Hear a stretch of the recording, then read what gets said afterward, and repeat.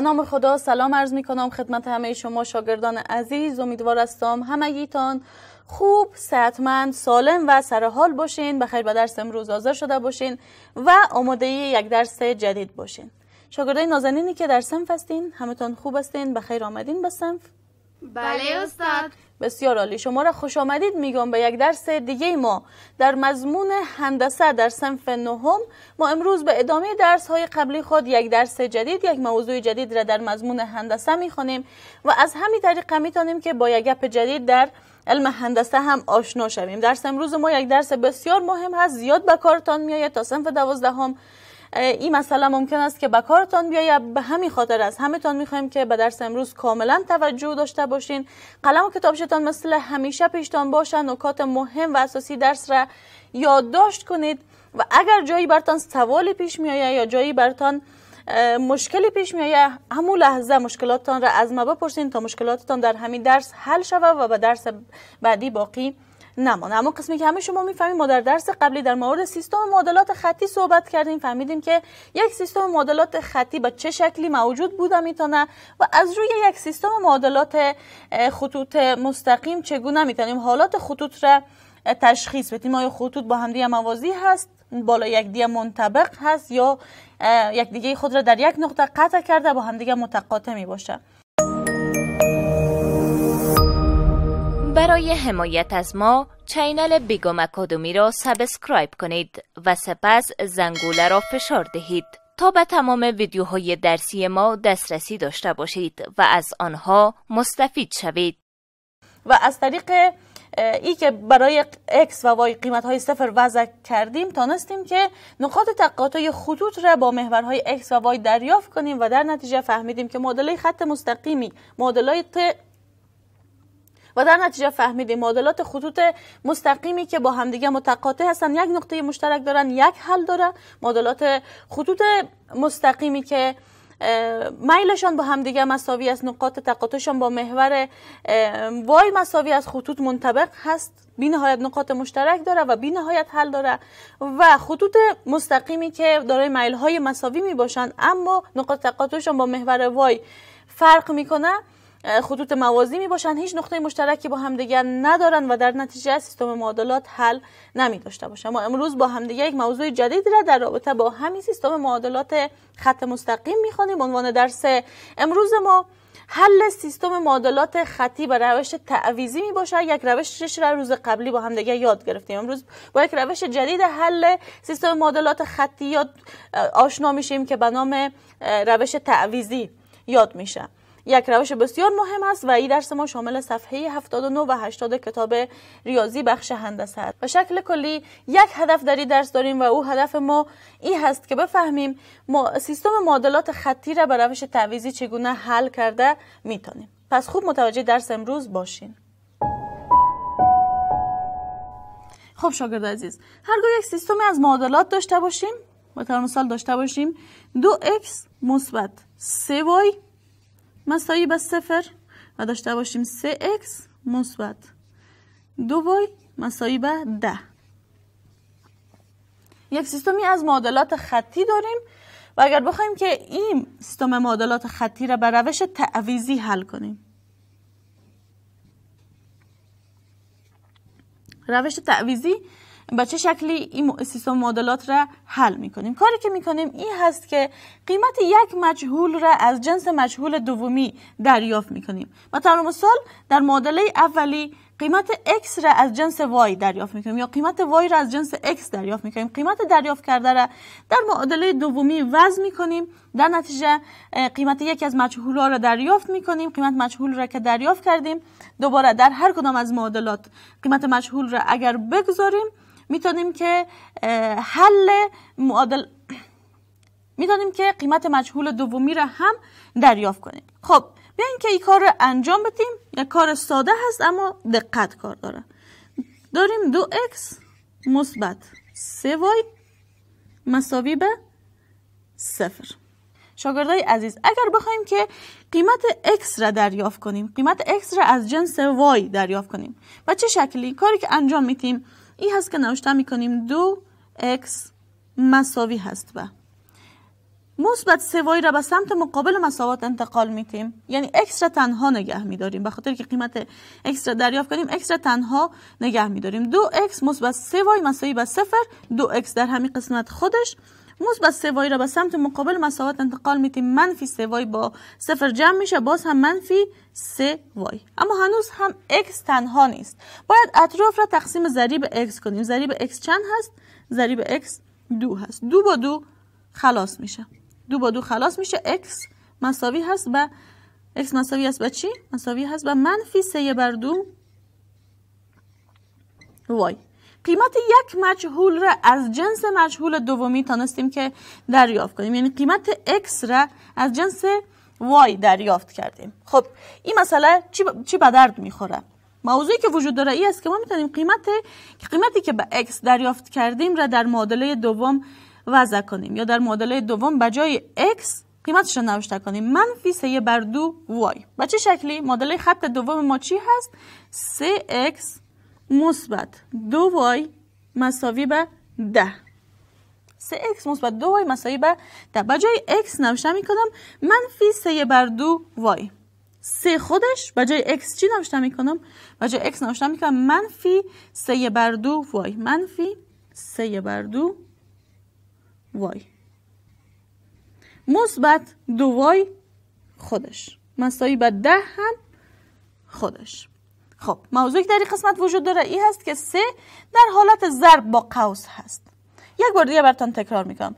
معادله خط اول را در نظر گرفتیم، قیمت یک مجهول را از جنس مجهول دومی دریافت کردیم، یعنی قیمت x را از جنس y دریافت کردیم. x را تنها نگه داشتیم و قیمتش را دریافت کردیم. قیمتی که به x دریافت کردیم را در معادله دومی به جای x وضع میکنیم.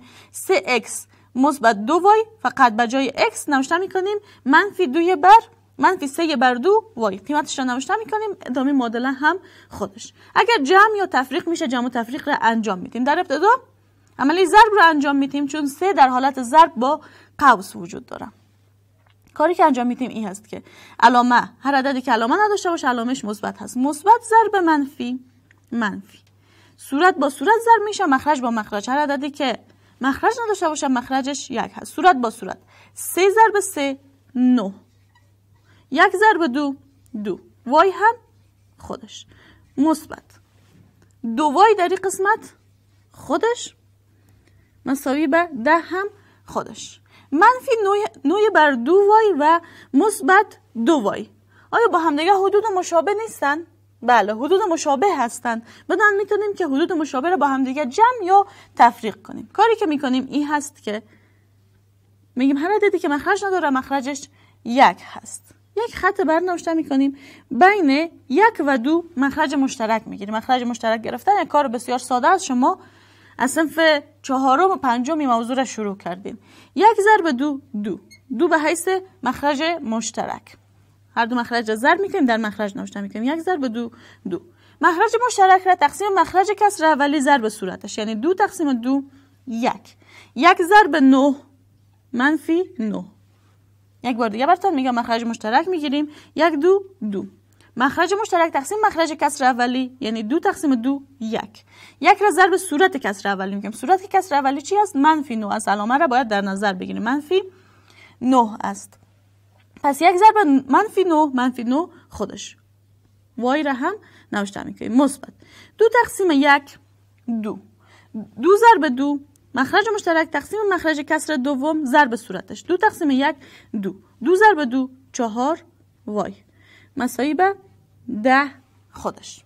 خب کار بسیار ساده هست. یک تناسب تشکیل شده و طرفین وسطین انجام میدیم. هر عددی که مخرج نداشته باشه مخرجش 1 هست. خب طرفین و وسطین را انجام میدیم. منفی 9 وای مثبت 4 وای ضرب 1 خودش منفی 9.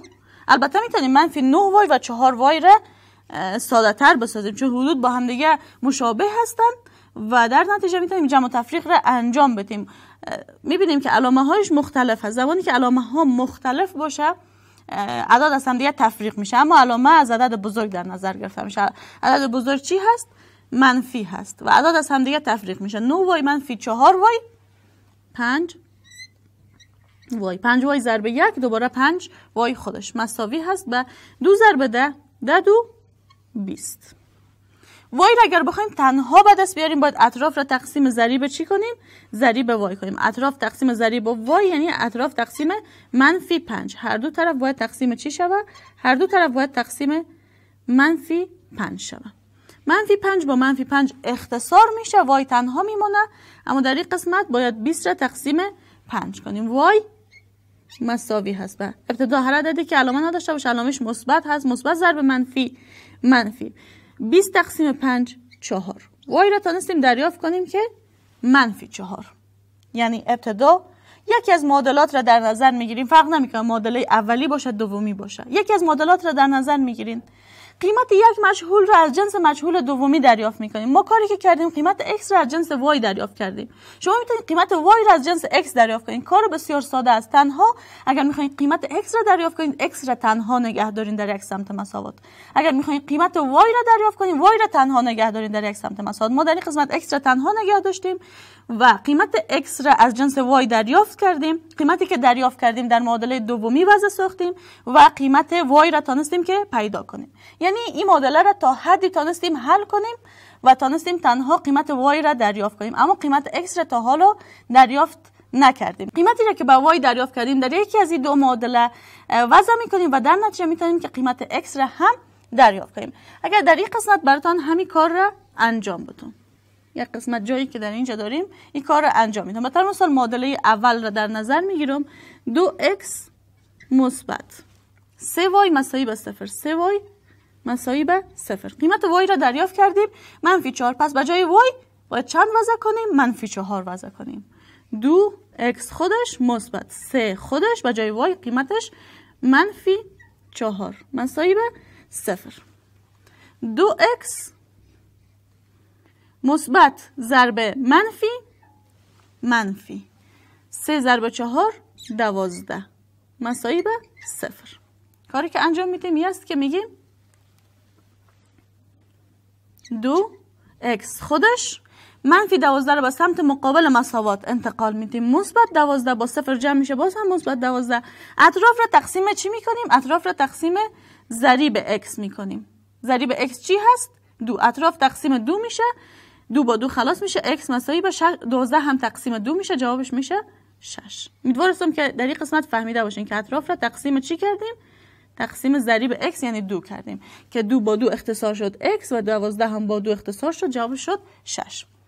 پس این معادله را، این سیستم از معادلات را تونستیم به روش تعویضی حل کنیم. در روش تعویضی کاری که انجام میدیم این هست که یک معادله را در نظر میگیریم، قیمت یک مجهول را از جنس مجهول دومی دریافت میکنیم، قیمت دریافت شده را در یکی از دو معادله وضع میکنیم. مثلا زمانی که قیمت x را دریافت کردیم در معادله وضع ساختیم، حتما قیمت y را دریافت میکنیم. قیمت y را که دریافت کردیم، قیمت دریافت شده y را در یکی از دو معادله دوباره وضع میسازیم و قیمت x را دریافت میکنیم. پس اگر بگویند که حل این سیستم از معادلات یعنی 2x مثبت 3y مساوی به 0 و 3x مثبت 2y مساوی به 10 برای x و y چی هست؟ برای x عبارت از 6 و برای y عبارت از -4 می باشه.